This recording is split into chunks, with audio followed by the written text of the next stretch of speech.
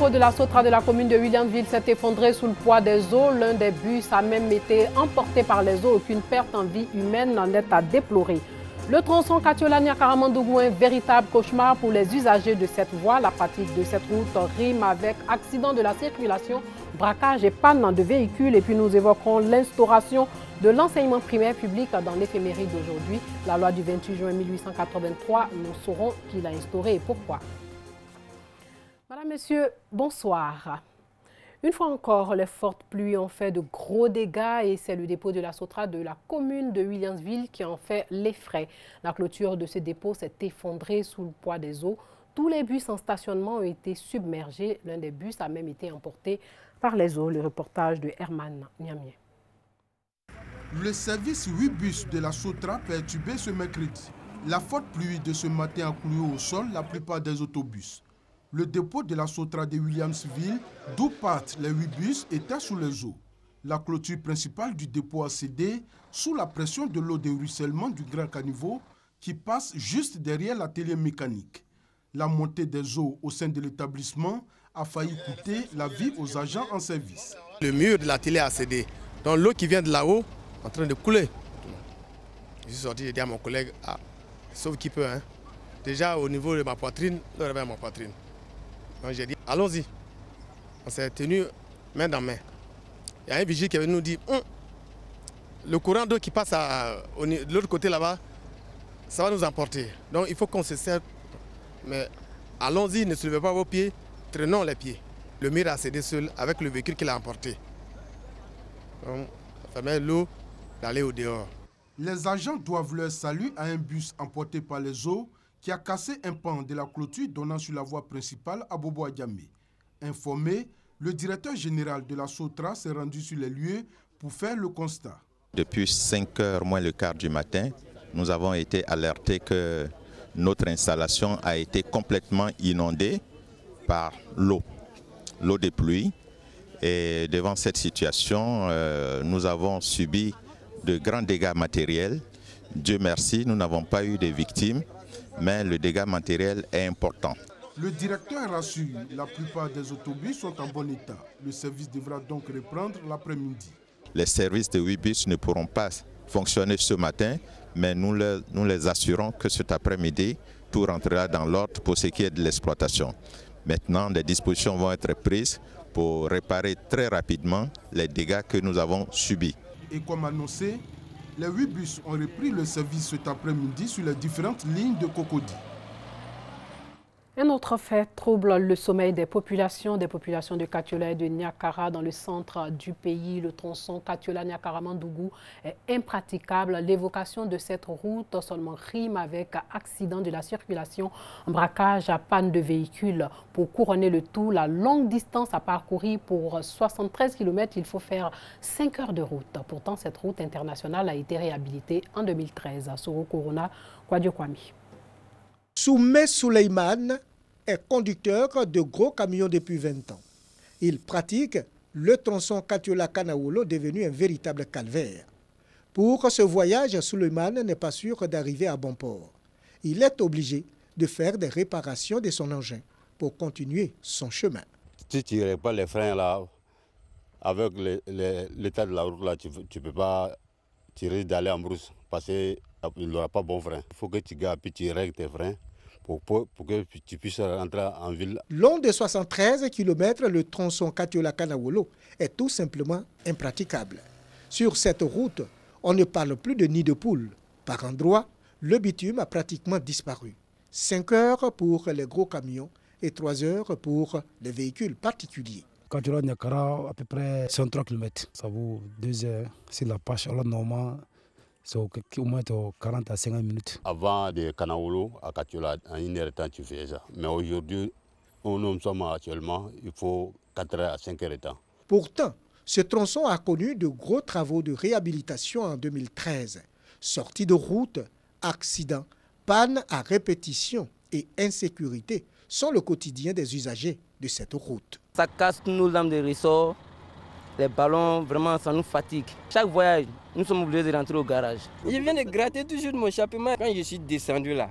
derrière venu coigner, simplement ça aplatit. Aller-retour là, on n'a pas besoin de faire visite dessus d'abord pour serrer certains blocs, mais quand l'état de la route le permet, on est obligé. Vraiment ça retarde les activités. Le voyage dernier que j'ai fait là, ça m'a coûté 25 000 francs parce qu'il a cassé le ressort dans le trou. Même les motocyclistes n'échappent pas à cette triste réalité. Katoula Niakara, la route est très dégradante. La route est gâtée. On ne peut pas circuler. À la moindre vitesse même, tu perds ta vie. Ce mauvais état de la route impacte négativement sur l'économie ivoirienne. Plus de 10 milliards de francs CFA de pertes sont enregistrés chaque année.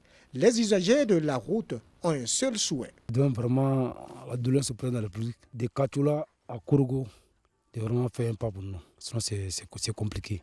Parce que là, comme ça, s'il y a le coupé de route là, dès le petit freinage net, ils sautent. En attendant une éventuelle réhabilitation, le calvaire des usagers continue de jour comme de nuit. Bonne nouvelle pour les fonctionnaires, les discussions avancent bien entre le gouvernement et les syndicats de la fonction publique en ce qui concerne le paiement du stock des arriérés estimés à près de 240 milliards de francs CFA. Et selon Bruno Nabagno-Koné, le porte-parole du gouvernement, dans les prochains jours, un accord effectif entre la fonction publique et les syndicats sera trouvé. Le CNRA récupère son site d'exploitation et de recherche dans la région de San Pedro. Il était abandonné depuis la crise de 2002. Ce site de recherche du CNRA s'étend sur une superficie de 750 hectares et 137 clandestins s'y étaient installés. Propriété de l'État ivoirien depuis 1970, il a été attribué au CNRA à sa création en 1998.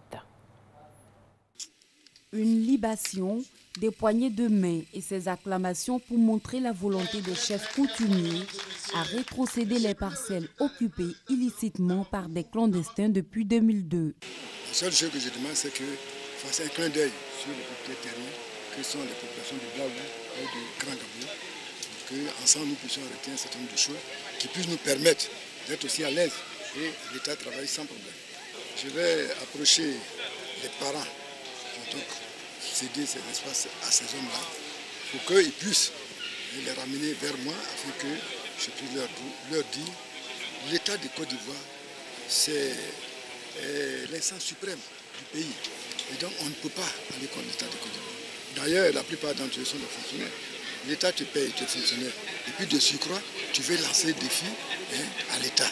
Une superficie de 750 hectares, ce site du Centre national de recherche agronomique servait à mener des activités de recherche sur le café, le cacao, le cola et bien d'autres cultures, avec des résidences, des bureaux, un centre de formation et la station météo de San Pedro.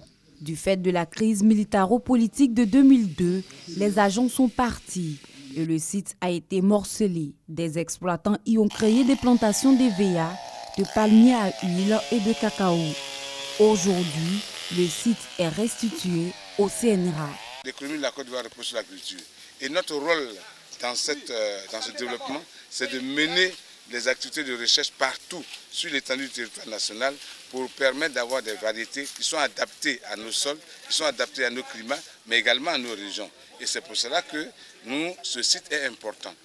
Et donc nous avons fait toutes les démarches pour pouvoir récupérer ce site. C'est en 1998 que l'État de Côte d'Ivoire a ouvert ce site du pont bascule de San Pedro, situé sur l'axe San Pedro-Soubré. Avant de pouvoir récupérer son site, un long conflit a opposé les exploitants illicites au CNRA, mais le verdict final rétablit le CNRA dans ses droits. Le préfet de région invite donc les uns et les autres à se conformer à la loi et laisser le Centre national de recherche agronomique mener ses activités. La destruction des plantations a d'ailleurs commencé avec des tronçonneuses déployées pour abattre les arbres.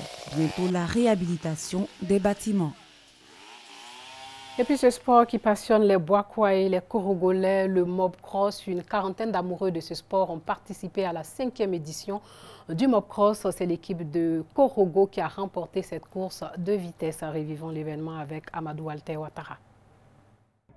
Offrir une tribune d'expression aux amateurs du Mobcross et égayer les populations, tels sont les objectifs du comité d'organisation du Mobcross de Korogo. Cette 5e édition dotée du trophée Amadou Gon Coulibaly a répondu aux attentes des initiateurs. Il n'y a pas eu d'incident. les choses se sont bien déroulées, la population est heureuse, les pilotes sont contents. Le message du parrain ne peut être qu'un message de paix et de cohésion. Il m'a chargé de dire aux athlètes que cela se passe dans la courtoisie et la fraternité. Environ une quarantaine de pilotes issus des clubs Mopcross de Korogo, Fekese-Dougou, Ouangolo-Dougou et Odéné étaient en compétition.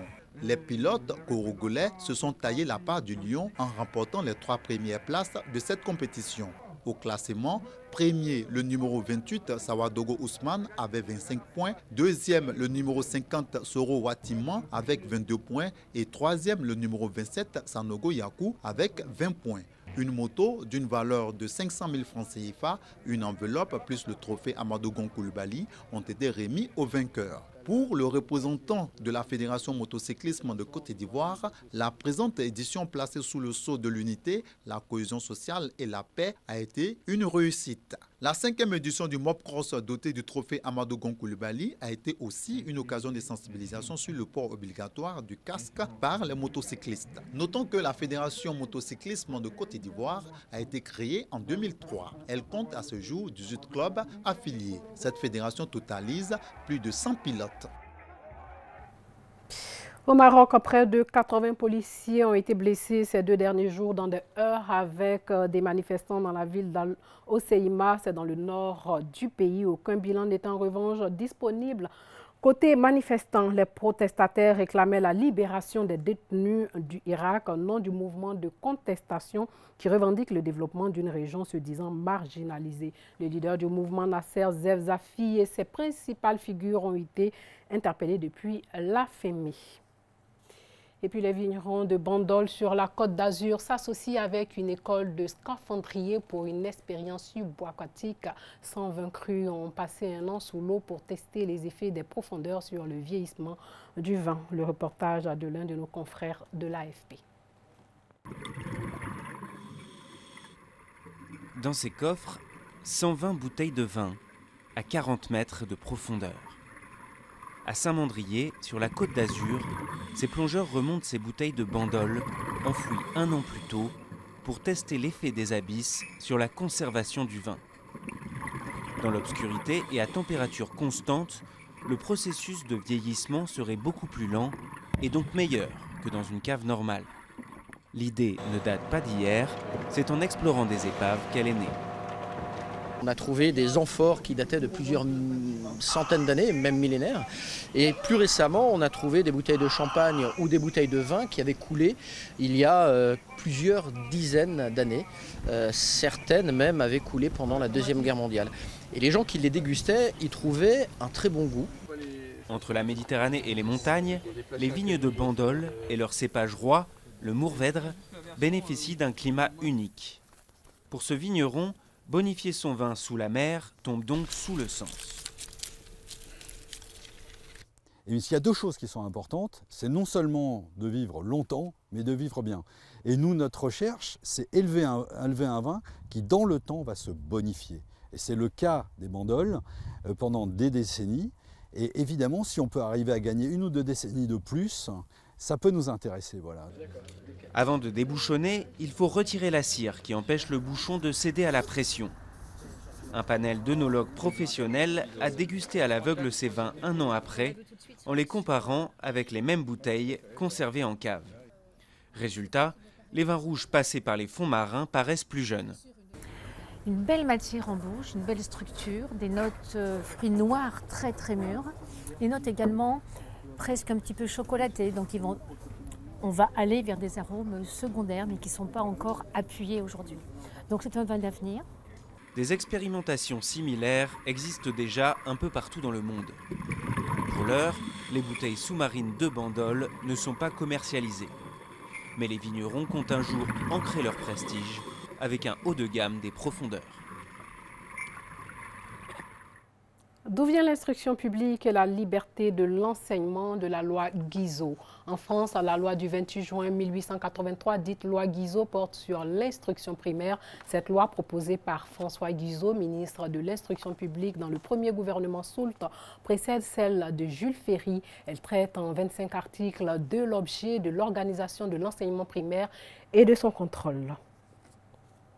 Retour en Côte d'Ivoire pour parler des Jeux de la francophonie, jour J-22. Maintenant, les Jeux de la francophonie au service de l'émergence des jeunes talents artistiques francophones sur la scène internationale. Voilà, c'est tout pour aujourd'hui. Merci de nous avoir suivis. Surtout, portez-vous bien.